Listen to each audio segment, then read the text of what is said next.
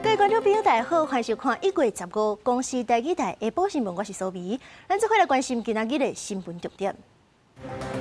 花莲马太安溪房山乌大水造成19死，花莲检调认定讲，乡长林清水牵涉过失致死，声称欺压警察。网络买物件诈骗真多，若买的人买物件嘛要注意。另外，名人代言，即阵嘛有真侪去互 AI 食命案例。世界棒球经典赛，咱的国家队今仔日开始伫咧高雄训练，31位选手参加开训仪式。台湾队长有关是单结合。新闻头几先来看，伊朗迄边百姓示威，刮风镇压，刮风成人的死亡人数已经超过2000人，恐惊毋难。美国总统 Trump 支持示威者，风声上紧24点钟内地发动攻击。伊朗的领空已经半封锁，真侪经过波斯湾的航班嘛泄露。美国、英国的联军陆续撤离。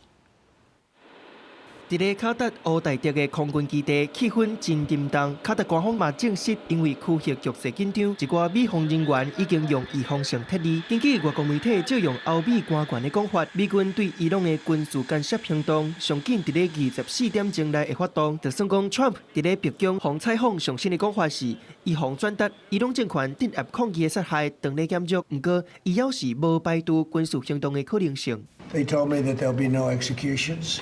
And so I hope that's true. Does this mean military action is now off the table against Iran? Well, we're going to watch and see what the process is, but we were given a very good statement by people that are aware of what's going on. 面对美方的威胁，伊朗外交部长伫咧接受 Fox 新闻网专访的时阵回应，根本就无假行计划，佮强调因是甲伊斯兰国的恐怖分子相战。不过，伊朗内部态度也是真强的。伊朗首席大法官伫咧看德黑兰加甲的时阵，公开逼促司法甲安全单位爱甲街头的歹人赶紧采取行动。اگر ببخشید کار دیر بشه حتی ممکنه همین کاری که امروز میکنیم 2 ماه دیگه انجام بدیم این اثر رو دیگه نداره که اگر ما تونستیم امروز یک کار رو انجام بدیم 2 ماه 3 ماه دیگه انجام بدیم اون اثر رو نخواهد 伊认为，若是袂当伫咧短时间内对反政府示威者一篇法律审判甲惩罚，威胁效果就会拍折。目前估计已经有超过16000人去互拘留。伊朗的司法系统当咧面对正前毋捌有的判决压力。人权观察组织提出警告，认为伊朗政府最清楚的 Trump 是甲处决示威者看作是袂使下过底线，不过这无代表风险会消失。若是抗争的强度减弱，德黑兰可能会利用司法程序秘密审判，伫咧短时间内大规模处决防涨掉的人。 If it goes back to business as usual, what we're going to see immediately is a huge exercise of using or abusing the judicial process to fast-track prosecutions and put people on trial and execute them in large numbers. 因为小镇的消息是一直传出去，波斯湾的天顶已经拢无飞行机啊。德国汉莎航空嘛宣布，飞去伊朗甲伊拉克的航班先暂停，足侪国际飞行机嘛拢驶过。虽望 Trump 态度真强硬，不过美国国内上新的民调所显示，有超过50%的民众认为对其他国家进行军事干涉伤过超过，而且烦恼可能区域战争会传出去，会影响到美国资产甲海外官兵的安全。公司新闻陈伟仁编译。 政治消息来看，竞争上激烈的民进党台南市长初选结果已经出来啊！立委陈定辉是以60.8%的支持度赢对手林俊宪，由陈定辉代表民进党选台南市长。根据民进党中央公布的民调，无论是陈定辉也是林俊宪，拢大赢国民党正两届。陈定辉的支持度是赢林俊宪2.7个百分点。 民进党预计1月2日开中执会，正式提名陈定辉代表民进党参选台南市长。林俊宪是表示讲尊重民调结果，会全力支持陈定辉。国民党迄边正两届是回应讲，陈定辉是一个可敬的对手，期待拍一场高规格选战。 我来看马太安溪房山湖的大水造成19人死亡，花莲的检调站发动搜索，检方是认定乡长林清水等人无照裁方法积极撤离，佮有加报这撤离的人数，牵涉伪造文书，所以讲已经改申请羁押禁见。乡长对于检调的指控有没有什么话要说？有没有跟乡亲说的？经过10點鐘嘅精神，光復鄉長林清水甲秘書陳元寶，也個向公所人員14暗時被犧牲花蓮地檢署核信，檢方今晚馬太灣溪幫山湖大水案了後，認定鄉長林清水是嫌在災害發生進前無積極特地民眾，佮互報特地人數，向民者無優先特地，最後造成19人死亡，5人失蹤。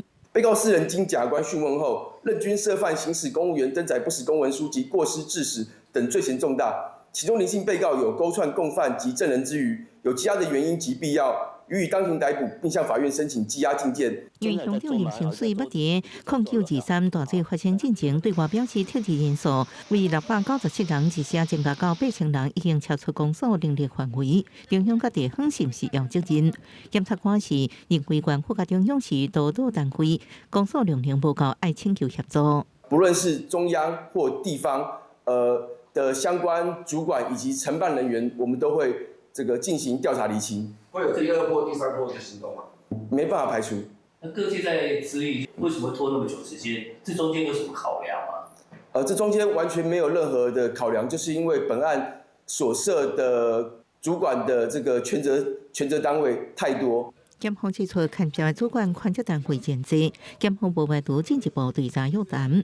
另外，公所秘书甲科长也有承办人员等3人，检方认为无羁押必要，分别15万到20万交保。另外，用电子监控限制自己，也有出海出境。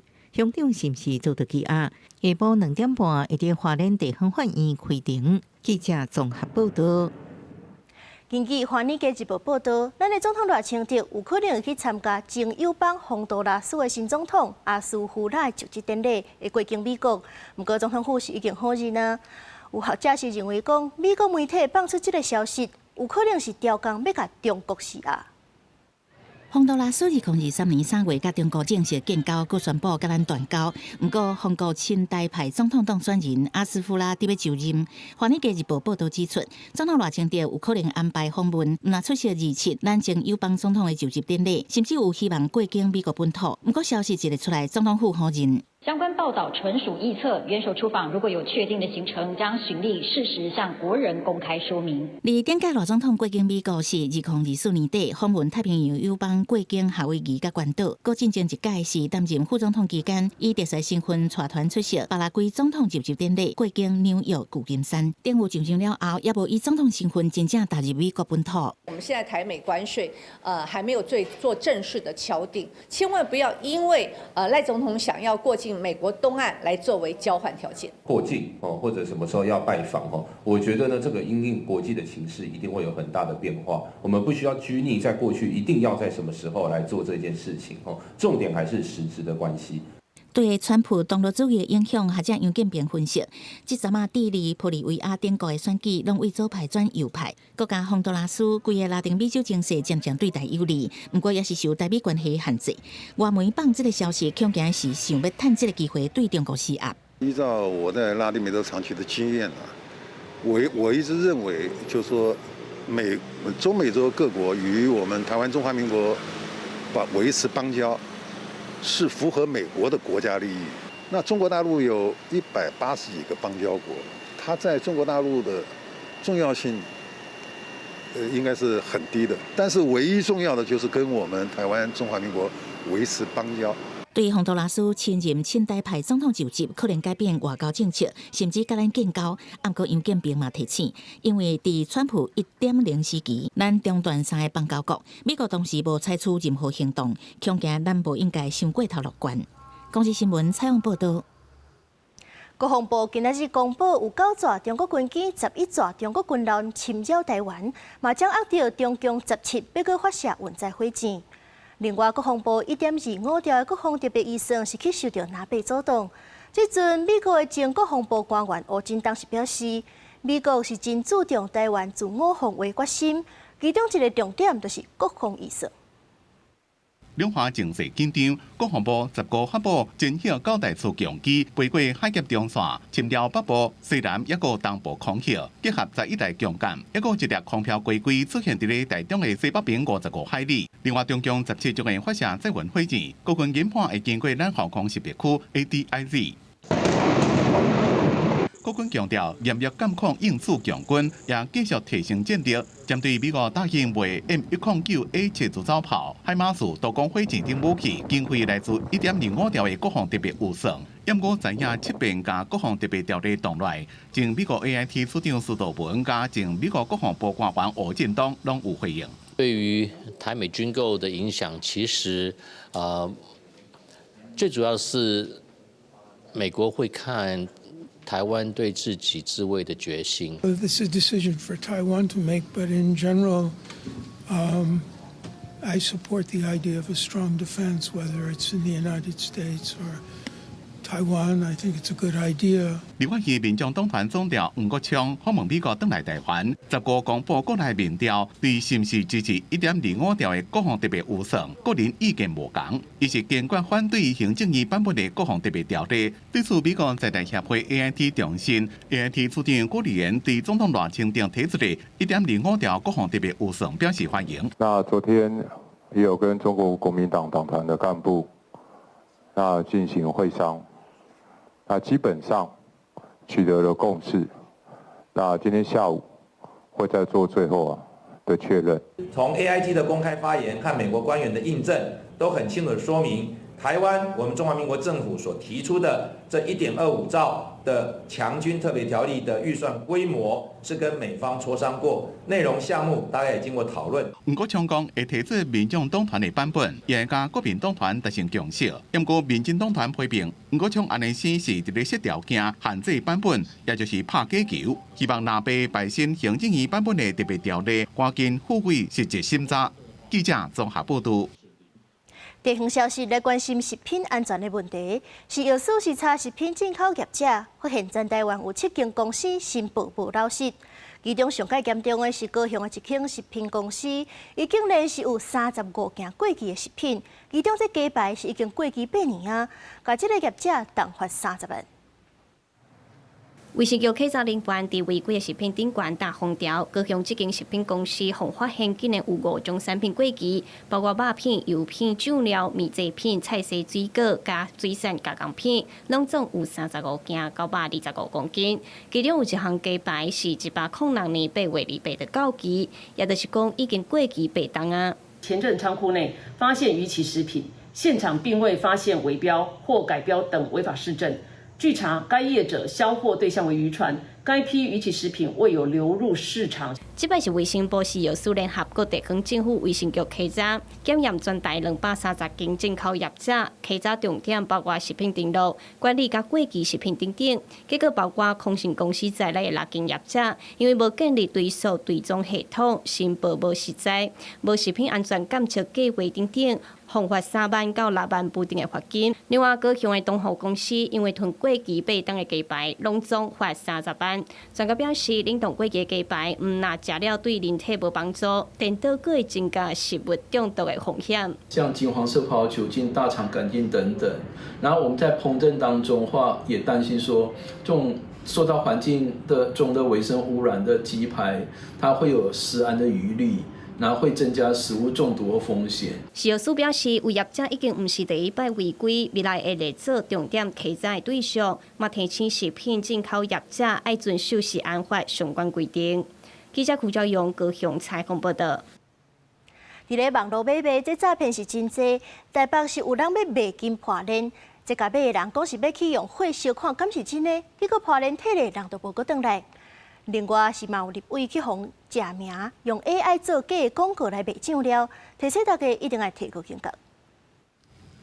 监视器翕到这个穿乌衫的查甫人，对这个要卖黄金破链的人手来，将破链摕来了，惊讲要用灶骹的火检验是真的也假。结果山雄雄走入去，事先停伫咧下底车逃走，将这条59万的金破链骗走。台北市中山分局对监视器立人，伫新北市新庄抓到这个查甫人。是在餐厅与脸书社团认识的买家面交黄金项链时，遭对方假借以拿到厨房辨别真伪为由诈骗。因那台东的立法委员陈景也发现家己正做诈骗的受害者，互人翕做影片伫网络宣传，为这种伫太马里乡发现的乌香炉做的酱料。不过，伫即马台东的乌香炉也未商品化，但影也澄清，影片内面唔是伊本人，敢若是互人用 AI 造假，用公众人物的身份代言网络购物，连声音拢共款。警方已经开始调查。看到这个诈骗的影片哦，其实我吓一跳哦，因为我自己都没有办法分辨那个声音。警政署讲，伫最近诈骗案件是以网络购物诈骗上多，去年12月就有4000多件。警方讲，要往年啊，民众若伫咧网络买物件、交汇甲汇款的时阵，拢爱详细确认甲查证。记者综合报道。因为科学园区新竹甲苗栗这几年的人口是加真济，不过学校的班级却是无增加，家长就真烦恼讲这教育资源的无够。行政院即阵是有编3.3亿，要去新的教室加开班，不过预算到单也未审，家长就呼吁立法院爱顾囡仔受教权，赶紧审预算。孩子的就学权益不能成为政治攻防筹码。新竹的家长伫咧立法院大声抗议，因为中央总预算到单也未审，影响囡仔的教育权。这几年大新竹苗栗因为大十国计划大量人口刷入，学生囡仔对咧增加，学校的班级却无对咧成长，尤其高中职特别欠。大新竹自救会指出，即马地区着处的分数逐年压悬，一班前38人全国上济。家长为着囡仔徛出来，要求立法院赶紧审总预算，通过行政院为着大新竹和苗栗编的校舍计划经费3.3亿，互因通建设新增加的班级。一个整个预算的 package 大约是40亿，3.3亿是它的头期款。当头期款不能准时全额的拨入的时候，你叫家长要如何相信后面的预算会通过？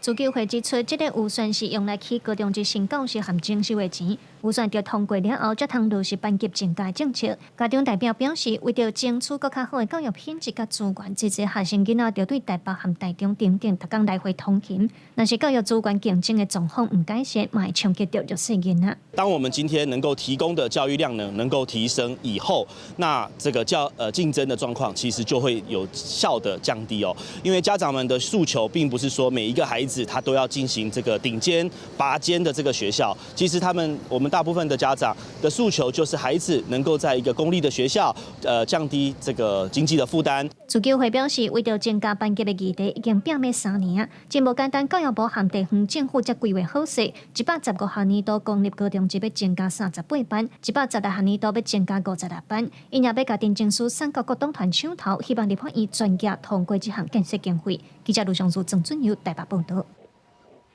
去年12月19日，伫咧中山捷运站发生随机杀人事件，嫌犯嘛已经行地路过身。今下晡，台北地检署是有对外说明，因为这个被告已经死亡，依法无起诉处分。也那大家上界关心的，就是伊的犯案动机甲资金的来源。经过检方调查，初步认定伊是个人犯案，无共犯。来听记者会详细的说明。检察官侦查终结，认为张姓被告系犯《枪炮弹药刀械管制条例》之未经许可于车站、公共场所持有管制刀械罪、刑法恐吓公众罪、刑法烧毁现有人所在之建筑物未遂罪、放火烧毁住宅以外之自己及他人所有物罪，以及刑法杀人罪、杀人未遂罪、具备杀人罪等罪行。然，因被告已经死亡，依法为不起诉之处分。在去年12月19号，台北捷运发生张姓嫌犯涉嫌随机杀人案件。那我们初步认为张姓嫌犯这个案子，他未与他人接触，无境外或可疑的资金的挹注，那这个案子是属于长期的规划那属于单独作案的这种暴力的犯罪的行为来看行政院副议长陈丽君甲总谈判代表尤丁年，昨暗搁出发去美国继续敲关税。有外国媒体是报道讲，台湾的关税降到15%，条件是台积电加起5个厂。不过，前行政院的副议长时阵，则是认为讲，这川普对顶关税到底敢有合法的判决，就要出来啊！这阵和美国达成协议，代价伤过大。台美关税谈判最后阶段，行政院台美经贸工作小组正式行政院副院长陈立军甲总谈判代表杨定年伫10时暗时，各出海去美国，展开第600个实体参详。签署是一个时间的问题，那关键是在说签署之后所公布的内容。赴美投资，我想要跟各位澄清，就是其实不是政府逼他们去的，至少不是台湾政府逼他们去的。企业其实是随着供应链搬迁。不过，进前外媒报道，台美最近达成贸易协议，对顶关税降价15%。不过，台积电伫美国亚利桑那州一个投资区至少5座半导体厂。经行政院副院长施俊健质疑美国高等法院将采购关税措施合法性，甲即马甲美国达成协议大家大，而且时机无妥当。如果说国际紧急经济权利法案被美国的最高法院判定是不能用来课征对等关税的话，那其实对台湾不论是传产或是高科技产业都是利多。那高科技的部分就是说，你本来就必须要有充分的产能来应用国际的需求。针对半导体关税，美国白宫宣布，美国总统川普已经伫10时签署行政命令，照美国贸易扩张法第232条款，将正式对部分进口半导体制造设备加产生性商品加扣25%进口关税，包含回答 H200加超微 MI325X 已经被扣税。如果说美国又扩大解释，将所谓的232条款扩及到所谓的人工智慧产业链那个部分，就如果说包含了像鸿海或者是广达、华硕这一类的公司的话，那么这个部分就没有办法去进行太多的避免。经贸办强调，进前甲美国针对232条款半导体甲产成品关税优惠待遇已经进行前一摆讨论和共识，会伫这一摆参详会议当中来确认。15大股大盘开价降价，盘中达到上价30675点，台积电也达到1685块。后续影响要继续来关注。记者综合报道。立法院针对总统赖清德的弹劾案，今仔日开第2场公听会。民进党派律师林正宏认为讲，这弹劾案处理的主要是法律问题，不过在提案内底哪像是咧追究政治责任，应该是较属于罢免。也若是国民党是派学者张亚中，伊认为讲赖总统有真侪行为合着宪法，符合弹劾的条件。立法院针对总统赖清德弹劾案15召开第2场公听会，各党团推选的专家学者做伙讨论。那样推派的学者张亚中批评赖总统已经有真侪项作为下过宪法红线，符合弹劾要件。不过，另样推派律师林俊宏认为，弹劾案的提案理由，亲像是追究政治责任，应该爱行另外一条罢免的路。那从制度上，你就要告诉我们说，总统你做了什么，违反了宪法的哪个重大义务，而不是把行政院长的职权的选择转化成对总统的弹劾理由啊！总统你是人民的公仆，而不是那个日月神教的教主任我行。总统依法进行公布，但他却选择拒绝，这不是他的政治判断，而是无裁量空间的宪法义务。当这个行政体系拒绝回应多数民意，仍持续使用这个高度集中的权力，民主也可能退化成实质上的这种民选独裁。民众党推派学者丁基乐讲，赖总统弹劾案的重点不是弹劾案，是台湾伫双少数政府的结构，宪政体制出现制度性失灵。另外推派成大法律系副教授陈义凯认为，行政甲立法的对立也有解放，应该用国会对各局提无信任案的程序来解决。不过国民党团声明，行政院长杜英泰应该家己辞职落台。卓荣泰就是个菜瓜布院长嘛，不会有任何的笨蛋去上民进党这种当啊！你要么就自己滚蛋，还需要在野党倒戈。我们倒数的第11个工作天，立法院居然还在这里搞虚耗，还在这里搞政治口水，为什么不审预算？郭主要认为，立法院院会应该爱赶紧先处理总预算案，批评在野党团唔先做眼前重要的代志。国情报告的时阵，就当邀请赖总统说明。根据弹劾案的时程，2122立法院会就邀请被弹劾人赖总统列席说明。公司新闻采访报道。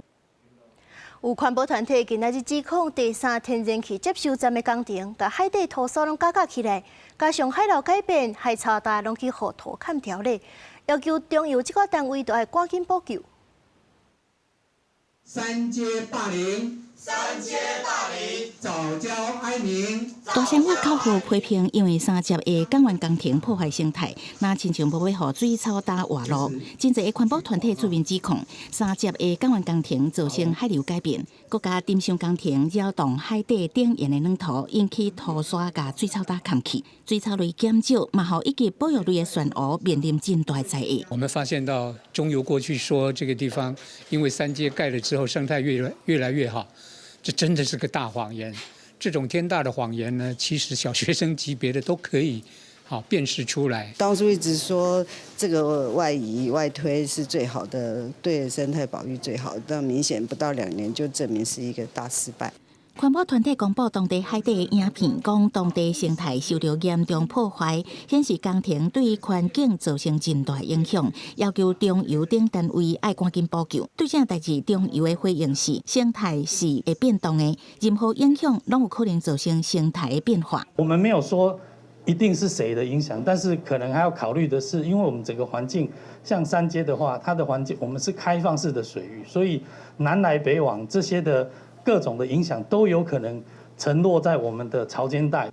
中油讲，这个海峡是开放性水域，附近嘛捌发生工业头排放的案件，等有检方伫侦办，真侪因素拢会造成生态影响，也强调会持续甲主管机关合作，维护生态的环境。公司新闻采访报道。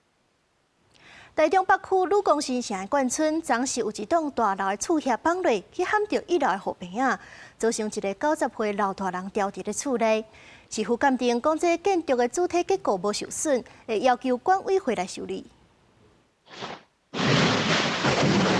嘣一声真大声，主体杂货坪熊熊从地甲落落去，坪仔顶的冷气主机嘛已经脆糊糊。14暗时10点半左右，台中市北区纪光新城一栋12楼的主体，厝尾顶的厝叶熊熊规个落落来，牵到共栋1楼的杂货坪。也那这间住户是一个90岁老大人，伫咧困的时阵，互厝边吵精神，不过无法度出入，一直到过灯工，钥匙无法度出去。要走你也爬，我走袂出去，迄有一个感嘛，我爬袂出来，因为我坐拢寸步难行。啊，你出来看，你有惊到无？有啊，无惊到，惊死好不好？出来看哦，整个都是烟，那个灰尘呐、哦，啊，出来跳砰一下，我们吓一很大声。15透早，管委会请工仔人甲杂货坪切互开，甲那个规土块厝遐清清咧。纪光新城是国军冠村登起的，已经有40栋啊。社区拢总有1080户，足侪人是军人眷属，其中65岁以上的老大人有840人。住户讲，前几工就捌听到石头落伫杂货坪起起哭哭的声。社区嘛捌伫1月初大告示，请住户爱加注心，好甲在厝遐规个落落来时阵无人经过。管委会嘛讲厝较旧。不过社区的管理费无法度应付修理的费用，请专业的人来检查过，但是没有经费。我们有20栋大楼，那没有办法开支，所以像这个问题，如果市政府如果能重视，应该是看是不是能我们来处理一下。台中市都发局表示，已经请建筑施工会现场检查，确认建筑主体结构无害气，未遂发生危险，煞尾会要求管委会修理，若无改善，就会罚钱。公司新闻尤文峰、王良涛台中报道。台北一间教保机构前年是标出教保员陈月汉，甲囡仔卡来手来，这上细汉的受害者才3岁。今仔日2审是判伊8年有期徒刑。不过和1审比起来，法院是认定讲证据不足，受害者对4个人剩3个人，这家属无法度接受。现场关门串户看板已经拆掉啊！台北市这间原本是教保机构，是国防部委托民营，无想到教保员陈月汉涉嫌对幼囡仔乌白来，上细汉敢若3岁。15 2审宣判，依照对未满14岁男女犯强制威胁等等4罪，判伊8当徒刑。被告身为幼儿园的教保员，竟然为了满足私欲，先后对 B 童、C 童为强制猥亵的行为，让他们没有办法在幼儿园当中获得安全的保护。高院合议庭伫咧判决内底批评做教保员的陈月汉，竟然为着满足家己伫囡仔遮尔细汉的时阵，甲人威胁，造成人囡仔身心创伤。尽管2审判的刑度是甲1审同款，但是法院认定的受害人数为4个人变做是3个人，互家属无法度接受。我的小孩在家里说他有被侵犯，只是他在陌生人的把柄上，没有办法说出口。那难道这样就不算数了吗？新学校的老师才告诉我说，别人靠近他会很莫名的恐惧。法官，你没有看到，你就当他没有受到任何伤害吗？每一罪都是3年6个月，然后乘以4个罪，等于是45年的罪，最后还是一折再折，折到了8年，还是认为说过轻。被害者的律师对着判决结果感觉真遗憾，会争取上诉，嘛对着单价限台北市教育局、国防部来提出民事赔偿，当咧一审审理。同款是教保员干涉不法、社会正关心的台北市私立幼稚园的性侵案，已经去用判刑的毛俊新，佮去检方查到侵犯40位查某囡仔，另案起诉了后14二审开庭，伊第一届伫镜头前会失礼，但是安尼案件这几年一直发生。民间团体也好，政府单位也好，大概提出了一些跟法规还有儿童工作证这个部分的一些制度。那我们都希望这样的制度能够尽快的讨论跟确定，而不是就是一直还悬而未决。现代妇女基金会呼吁，包括建立儿童工作证制度的修法，就要赶紧通过，也个到监视器。负责人做好通报责任，这拢要赶紧做，莫阁互后一个囡仔受害。公司新闻单管分担方日台北报道。泰国东北部一带一路的高铁工程，昨时间的天车向放落，去撼到下骹经过火车，火车败马着火，上无受32人死亡，66人受伤，也有人下落不明。想袂到，同款伫咧泰国上新的消息，今仔日另外一个所在，阁有一台天车落落来，撼到下骹2台汽车，造成2人死亡，5人受伤。为侦破现场，会当知影吊车撼中2节车厢，迄阵的力头甲伤害。眼睛表示列车跋尾，搁捌烧一时啊。ดีช่วยน้องดาน้องชายแล้วก็น้องเขยครับที่ช่วยกันอยู่นะแล้วก็มูลนิธิอยู่5-6 คนนะครับอยู่ข้างบนโบกี้เอาคนตาย2 คนแล้วก็คนเจ็บได้2 คนแล้วก็เด็กน้อย1 คน这件事故发生伫俄勒省离曼谷230公里的泰国高铁工地，是中国投资陆续一带一路计划。向时火车顶有195个乘客造成重大伤亡，因为有一寡人受重伤，无法度各地逃生。บอกให้เขาออกมาเพราะว่าน้ำมันรั่วอยู่。泰国总理阿努顶到现场视察，指责承包商意大利泰工程明显过失。迄只吊车隶属中泰铁路第1期工程路段。意大利泰工程是泰国上大的营造商之一。去年3月，缅甸大地震造成曼谷长咧起的新基数大楼淹倒案，意大利泰工程嘛是承包商。กว่าจะมาก่อสร้างระดับนี้ได้มันเขาก็ต้องมีขั้นตอนมีวิธีการมีการคำนวณของพวกนี้ไม่ต้องพิสูจน์หรอกครับผิดอยู่แล้ว。官员表示，搜救队当咧敲找受困乘客甲罹难者遗体，排除现场障碍，按算需要7天。此外，目前也有乘客下落不明，运输部长下令全面调查。公司新闻黄文玲编译。加拿大总理卡尼访问中国，昨暗已经到北京，预计是这礼拜5会甲中国国家主席习近平会谈。加拿大总理卡尼的专机10时暗时到北京机场，中国海关总署署长孙维军到场迎接。这是让高档加拿大领导人搁在访问中国。China, another one of the world's largest economies and Canada's second largest trading partner, is certainly high on the list of a country where we need to sit at the table and have a negotiation and ensure while we are doing that we are representing Canada's security interests and the interests of Canadians. 这几冬来，中加关系真紧张。为2019年并满洲事件，中国关2个加拿大公民到准令加拿大对中国电动车加扣100%的关税，双边关系恶化。卡尼这届的目的就是希望会当修复两国的关系。预计拜5会甲中国国家主席习近平会谈。外媒指出，中国有可能放任对加拿大油菜出口的限制，来换加拿大降低中国电动车的关税。不过嘛，因为卡尼访问中国，原本来到台湾访问的2个加拿大执政党众议员何杰斯甲拉隆德决定提早3天返去。声明有讲到是根据政府的建议，避免甲总理访问中国行程有冲突，造成外交政策看不清，所以2个人嘛无见到总统赖清德。不久前，中国在台湾周边举行大规模军演，非常感谢加拿大政府发布公开声明，表达关切，反对片面改变台海现状。不过，当时英国卫报报道，中国官员上空上芳，甲欧洲国家提供法律的建议，要求欧洲各国禁止台湾政治人物入境。公司新闻综合报道。台南的南台南副都心10月当前是规划运动艺文休闲园区 BOT 案，要讲是要起科学未来馆，后来改做要起小巨蛋。不过因为这资金额真大，拢流标，去互议员批评讲是15档生一粒卵生袂出来。市府是回应讲3月会个重新招标。有一个树仔甲草仔埔，这是南台南副都心的中心地，是经济市民运动散步的好所在。未来者要规划做台南小巨蛋，市府伫遮规划运动艺文休闲园区 BOT 案，对起头要做国立科学未来馆，到后来改成会当坐2万人的小巨蛋，兼规划1.6公顷对外开放停车空间，总投资金额233亿。不过招商10外档拢流标，那去年9月重新招标，年底共款嘛是无标出去，在地人对小巨蛋看法有瓜记录。我们都很高兴要盖啊，可是我都很期待啊。这里面是我都赞同的，因为小巨蛋去了吼，阮专门里敢若有新着3项尔，交通塔啦，就是建设啦，来就是噪音啦。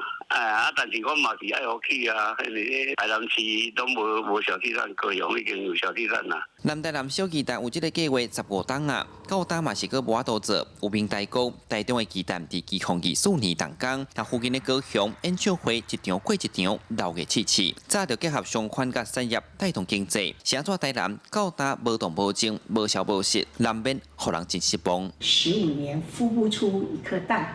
反观高雄也罢，台中也罢，因为巨蛋产生的经济效益，到底台南孵出蛋，我想市政府总要给一个交代。财税局也已经积极的拜会潜在厂商，强化和市场端的沟通，期望呢能够在今年有具体的招商成果。针对外界质疑，市府回应南台南副都心地价这几档尚无起死城，可见这个所在真有发展。后续的规划增加公共服务甲建设规模，嘛会去找有可能投资的建商。因目标是3月中公告招商，6月看敢有人要来投资无。黄伟提市长希望伫伊落任进前，看敢会使完成签约，毋嘛满足市民对小巨蛋的期待。记者苏台南采访报道。宜兰5个排水闸门是已经真久啊，不过地方是讲，若是附近的溪水位伤过悬，这水就排袂出去。去年宜兰的水灾，这就是一个重要的原因。地方是望讲会当去抽水站，不过县政府是表示，这大南马地的是比海边边较低，水敢抽会出去，爱搁变过。宜兰52架湿地伫5个排水边啊，暗哥地方认为5个排水进去的东山河口的水门已经老旧，东山河水位悬，5个大排水都排不出去，是地处附近传里饮水主因。闸门没有自动，水一下来，水没有办法排出去。我们这边差不多要有1米深，1米深的，最深一把这样1米深。村民指出，当地已经互饮水问题困扰真侪年。去年宜兰大饮水，有建筑工地地下室抽出6万多吨的水。地方除了清楚去抽水站，民众希望县政府改善5个排水护花老旧的问题。申请步道就是讲，来建议讲他整个来跟他铺面来铺平，来设置护栏栏杆。不过，县团认为52架湿地本来就是大罗东地区天然地风池，当地水费周边排水系统已有抽水站已经调整，若搁起抽水站，连无用水拢会将湿地水抽干，有破坏生态记录。里面的生态多样性非常的丰富，那我们即使在平常的时候，就必须维持它的一个这种鸟类栖地的功能。湿地本身它的高层都低于海平面以下。那所以说，进一步的一些细节，我想我们在纳入的一个演绎。52架湿地保育利用计划，到即马还未通过，开发压力却愈来愈大，产生不少民生需求。县政府表示，5个排水护花部分老旧会先修理，另外几个湿地周围的相关道路饮水进一步研究，看是不是先维持当地卫生路线。另外去抽水站，因为湿地高层比海平面较低，是不是应有效抽水是一个问题，这部分要搁进一步研究。记者综合报道。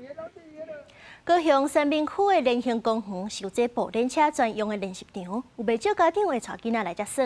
不过有家长是认为讲这车道伤过行，有的所在佫闭起啊，这囡仔恐惊是会着伤。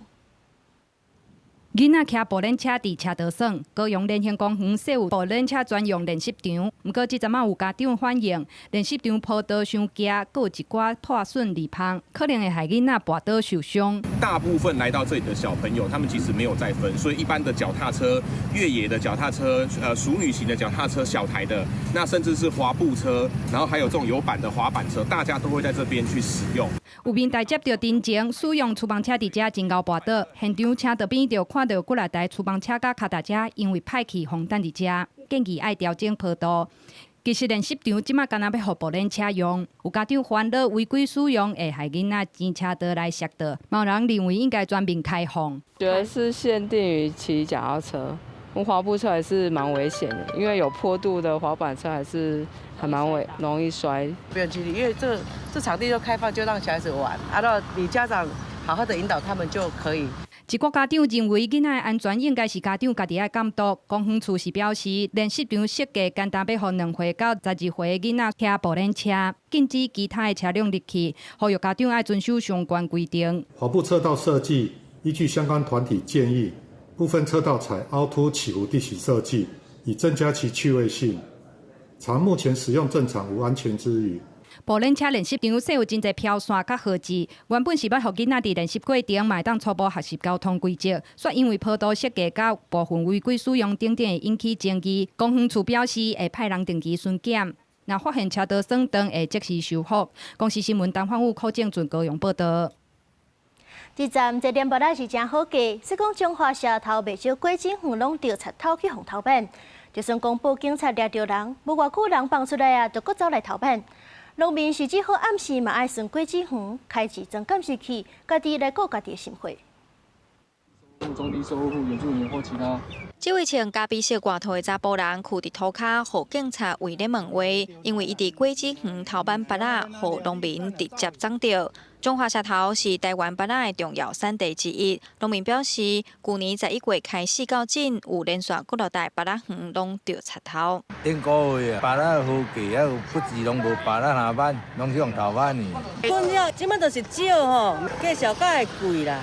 佫安尼来甲咱头版吼，阮就无收入啦。你从小颗种到大，你要好几年，他就马上来收成，难怪挂丢啊买了。啊，说实在，你要叫我怎么办？芭乐农表示，因为去年风台大水影响，芭乐产量少，即阵中部的市场价销平均一斤伫90块左右，北部甚至起到105块，真好价。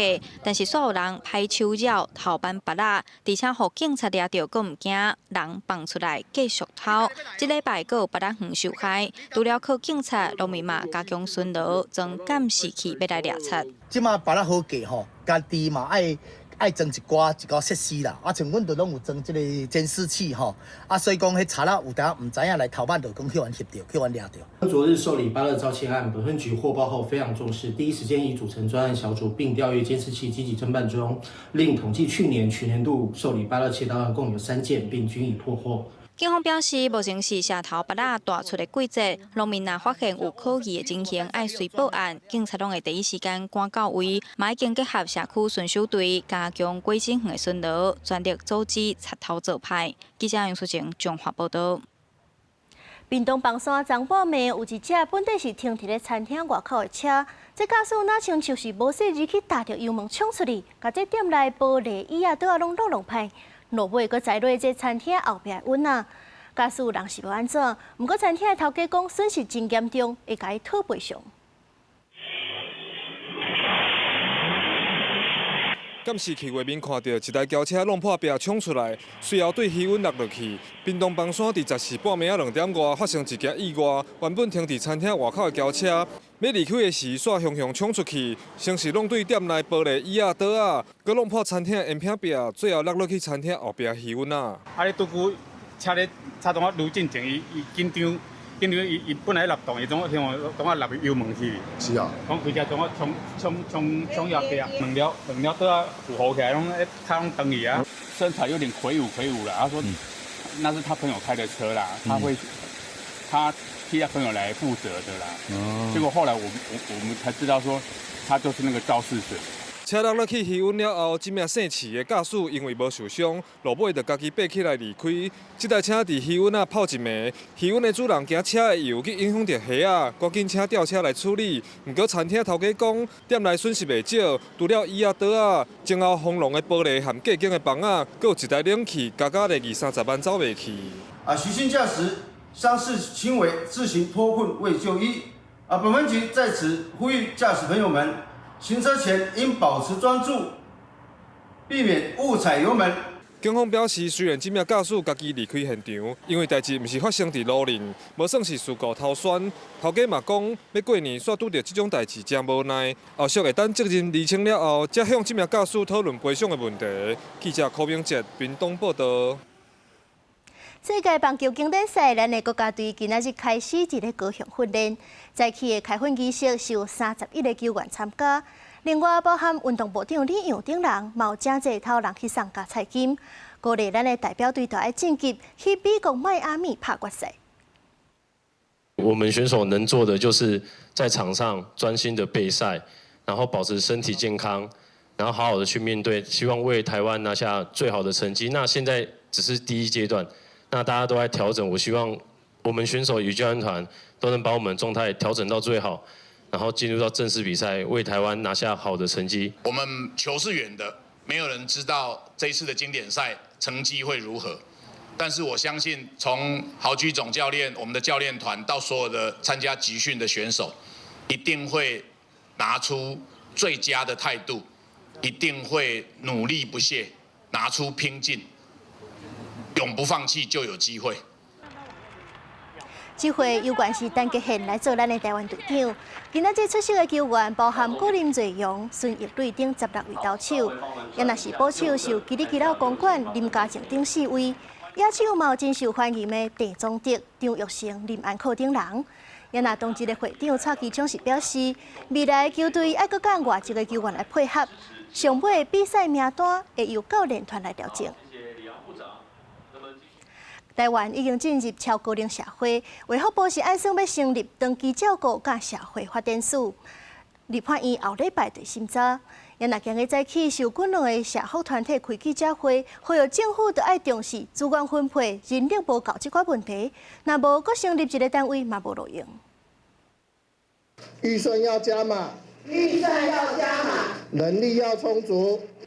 台湾已经进入超高龄社会，为了整合老人福利、身心障碍权益甲长期照顾体系，卫福部要来成立长期照顾甲社会发展署。不过社会团体伫15早起做伙开记者会，讲政府就应该爱先重视即马资源分配无条匀，也佫有人力不够的问题。无政府的组织改造落去，不过代志嘛是无解决，呼吁应该就爱听民间团体的声音。每次整合或是社政这边的人力一直都偏少，好，那这个部分人力是不是也是我们要合理调整的一个阶段哈？另外，卫福部按算伫社会甲家庭署成立身心障碍福利组，身障团体烦恼即卖长照3.0制度过度偏向医疗照顾，建议爱投入社区生活甲生活中建，对着老化身障者甲老年身障者的需求嘛爱分好清楚。身障者在使用的富康巴士、长照的交通车跟通用计程车，其实现在是分属不同的权责单位，所以大家每天要去打不同的电话，看看到底是哪个可以预约到，哪个预约不到。从这个原先927，今年大幅成长到1103，我们的增幅高达25%。这是长照的部分。那另外呢，我们的身心障碍的部分呢，我们也已经有匡列5年480亿。要对卫福部组这块修正草案达条审查，卫福部回应，长照3.0已经起稿，长照基金的预算规模嘛增加到1103亿，比114年成长25%，会阁继续收集各界意见，若现有的能力、服务也阁预算，未因为组织改变来减少。公司新闻大小编陈碧如台北报道。这站天气寒，关会人较少，加上过年要到啊，台湾血液基金会是呼吁大家赶紧去关会。目前 A、B、O 3型拢真欠，上介欠的是 O 型的血。前一阵天气真寒，这几天早暗的温差也真大。寒天会致使民众较无爱出门，也影响到关费的意愿。台湾会议基金会表示，目前会库真欠费 ，A 型、B 型和 O 型拢欠，其中 O 型是上欠的。接落来伫要过年啊，希望会库的库存会当有24万袋。因为下大雨，还有那个天气冷，大家都比较不会出门，还是有差啦。A 型、B 型、O 型的人，其实大家可以在这个时候赶快来捐血，因为我们这一段时间，除了是现在可能病人用血量会比较高，因为天气冷的关系以外，还有我们再来会要储存年节期间的血液的血量。因为破病长期拢需要输血的吴小姐讲，伊差不多每礼拜拢需要输血2届，已经安尼几落年啊，靠输血来维持性命。伊也真感谢关怀民众的爱心。开始输血之后，就会询问那个身边的亲友，就是询问他们是不是有那个捐血的习惯。没想到就收到很多很热情的回应，就我本身有在捐血，然后或者是我的亲友、我的同事有在捐血，就是很令人感动。逐年距离过年的前1个月是关怀月，台湾会议基金会表示，今年对1月15开始到2月15。关费一地救人一命，基金会也呼吁民众，逐年过年前去关会，将会库的库存提悬到10天的安全量。记者陈心东、王志光台北报道。新竹树林头夜市啊，2023年搁开啊，不过这阵算是风声讲1月底就要收档。市府是表示讲，这块地是国防部的，最近未予中华邮政，根本是将这夜市啊只好收起来。旧历过年就要到啊，这阵乡无想你通做，大头家拢真烦恼。香港的蚵仔煎、炒米粉、还有臭豆腐，民众讲以后要伫新竹树林头夜市食伫遮好食的物件，已经无机会啊。新竹没有多少夜市，然后这边收掉啊，然后就只剩一个夜市可以逛，就后站。有一点，对啊，因为新竹就已经感觉已经快没有东西可以去了。逐礼拜3、拜5营业的新竹树林头夜市，传出1月底就要收档，还有真侪做生意的单啊，讲这个年恐惊真歹过。毕竟年关到了，每个家庭也都要生活，我们不知道要从哪边跑啊？对啊，就看是否也要找一个地方让我们可以生活嘛。就是比较反弹的。也有人抗议啊，说我来市府也摆档。新竹市府指出，夜市地主是国防部的，最近未予中华邮政按合约在伫月尾进前拆除相关设备，各地还有国防部接到国防部的来函，希望说将这个用地收回。那目前得知的一个资讯呢，是即将要作为新竹市的这个我们的新竹邮局的一个邮政大楼的一个新建计划，所以我们目前也积极的在辅导树林头夜市的这个商圈呢，能够有一些其他的地点合适的地点可以进行转移。市府讲未来会评价其他地区最适合的地点设新的夜市，和在地摊商会当有一个继续做生意的所在。记者杜君和新竹报道。苏大中建院甲台大团队是研究西北太平洋14世纪以来风台活动记录，发现在1650年到1680年小冰河时期，颠倒风台上介多，这是打破大家认为讲这天气愈寒，风台就会愈少的观念。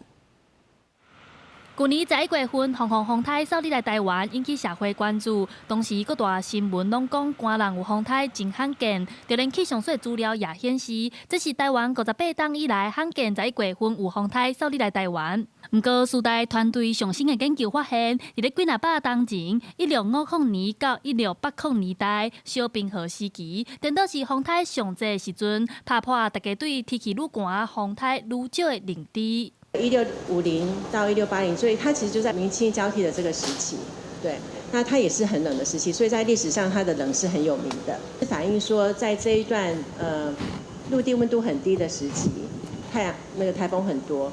要发现过去愈寒风台愈多真无简单，这是苏大中建院和台大组成的研究团队，结合历史的文献、气候中建的资料和现代机器的观测记录，成功中建西北太平洋拢总543冬的风台活动记录，内面也发现王朝的兴败和天气有关系。往往我们觉得说某个朝代是黄金时代，那一定是这个皇帝非常神武，可是你从很多自然角度来看说，可能他运气也特别好，但是他在的时候刚好气候是非常好的时候。未来因也计划和历史学家合作，透过历史人物的日记来了解当时的气候状况。团队也希望透过研究和历史，唔那是干那回顾，也会当加做未来理解气候变迁重要的线索。记者陈亚轩、林旭凯台北报道。再回来看下半晡的天气变化。北部地区16度到23度，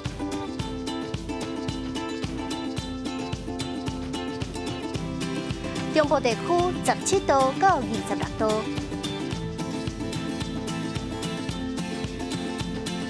南部地区20度到28度，